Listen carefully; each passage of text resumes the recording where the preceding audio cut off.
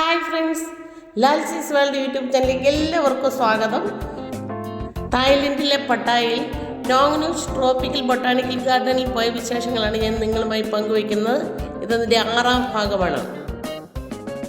തായ്ലൻഡിലെ ചോൻബുരി പ്രവിശ്യയിലെ സുഖംവിറ്റ് റോഡിലാണ് ഇത് സ്ഥിതി ചെയ്യുന്നത്. ഇതൊരു ടൂറിസ്റ്റ് സെൻറ്ററുമാണ്, അതുപോലെ തന്നെ ബൊട്ടാണിക്കൽ ഗാർഡനുമാണ്.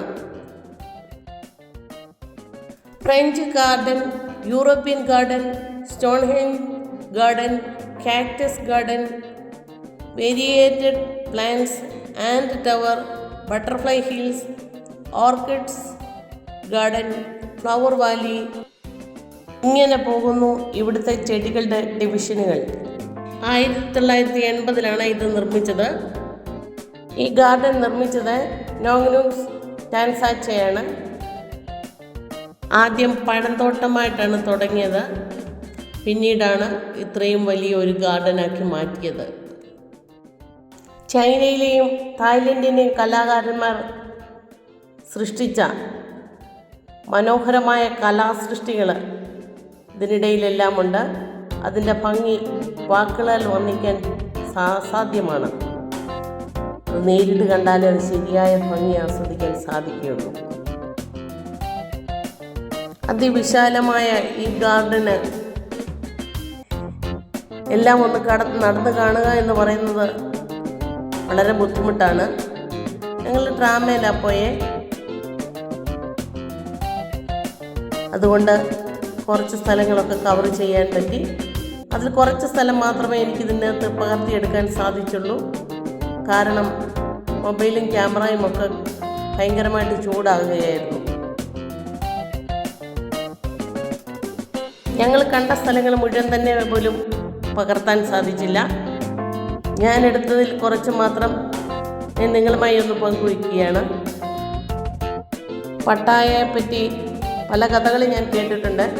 പക്ഷേങ്കിൽ നമ്മൾ നല്ല ഉദ്ദേശത്തോടെ പോവുകയാണെങ്കിൽ അതിമനോഹരമാണ് ഈ സ്ഥലങ്ങളൊക്കെ കാണുന്നതിന്.